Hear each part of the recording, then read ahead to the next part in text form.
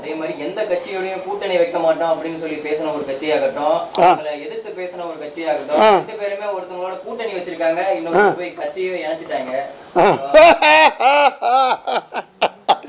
நீங்க யார சொல்றீங்கன்னு தெரியுதப்பா. கிளிய வளர்த்தி கிணத்துல பாலும் கிணத்துல தள்ளிட்டே நாட்டாம அப்படிங்கிறியா?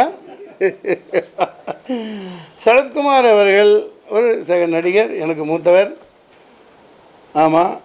அப்புறம் நடுராத்திரியில் ஏன் பொண்டாட்டி எழுப்பி கேட்கலாம் சொல்லக்கூடாது, அது அவங்க பிரச்சனைப்பா. இப்போ நீங்கள் கேட்க வந்தது கேளுங்க. கொஞ்ச நேரம் சிரிக்கலான்னு சிரித்தேன்.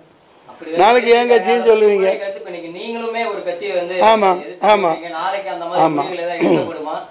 இல்லை அப்பா, அதுக்கு நான் ஆரம்பிக்காமே அழைச்சிட்டு போயிடுவேன். என்ன ஏதோ இப்போ தான் ஆரம்பிச்சிருக்கோம். 10 பேர் பாருங்கள் எனக்கு பின்னாடி வர்றாங்க, குளிச்சு வந்துருச்சு, அவ்வளோ ஆர்வமாக இருக்காங்க. கட்சி ஆரம்பிச்சதுனால தான் அவங்க 2 பேரும் கலைச்சிட்டு போயிட்டாங்க. அதெல்லாம் இல்லை. நீங்கள் எதுவும் பேசுகிறீங்களா? அவங்க கேள்விக்கு பதில் சொல்லுங்கள். நான் இப்போ லேட்டாக வந்ததுக்கு காரணமே இந்த அவர் ரகுமான் ஒருத்தர் ஐயா பற்றி சொல்லியிருந்தாங்க, பத்திரிகையாளர்னு. ரகுமான் பத்திரிகையாளர். சரி, ஒரு பத்திரிகையாளர்னால அவரை பற்றி பார்ப்போம். கூகுள், ஃபேஸ்புக் எல்லாம் பார்த்தா அது ஒரு லூசு பயிலாக இருக்காங்க அவங்களுக்கு. அதெல்லாம் பேசுகிறாங்க இல்லையா?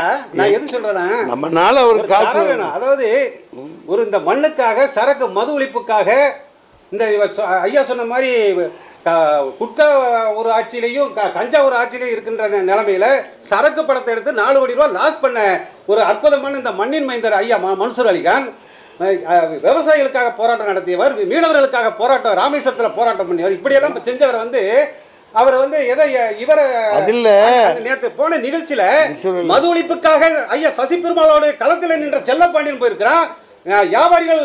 வியாபாரிகளுக்காக குரல் கொடுத்த சகீர் போயிருக்கிறாரு. தமிழ் மண்ணுக்காக குரல் கொடுத்த பொதுச்செயலாளர் கண்ணதாசன் வந்திருக்கிறாரு. கல்விக்காக குரல் கொடுத்த ஐயாசாமி உணர்ச்சிப்படல. அவர் பத்திரிகையாளர், அதுக்கு தர வேண்டாமா? ஐயா 300 படங்களுக்கு மேலாக பகுத்தறிவை ஊட்டிய பூனையை குறுக்க விட்டு படம் எடுத்தவர் ஐயா மன்சூர் அலிகான். நான் பகுத்தறிவெல்லாம் ஊட்டலைங்க, நீங்க வேற காசு கொடுக்கறது வாங்கிட்டு. சுருக்கமா சொன்னா, பக்தியை வச்சு, பக்தியாளர்களை வச்சு தேர்தல் காலத்துக்கு ஒரு கோஷ்டி வருது, பகுத்தறிவை வச்சு ஒரு கோஷ்டி அரசியலுக்கு இந்த தேர்தல் காலத்துக்கு வருது. நாங்க டாஸ்மார்க் மதுப்பிரியர்கள் மூலமாக ஒரு பகுத்தறிவை ஊட்டி, பக்திக்கும் ஒரு பகுத்தறிவை ஊட்டி ஒரு மாற்றத்தை உருவாக்குவதற்குத்தான் இந்திய ஜனநாயக புலிகள் களத்தில் நிற்குது. நன்றி ஐயா.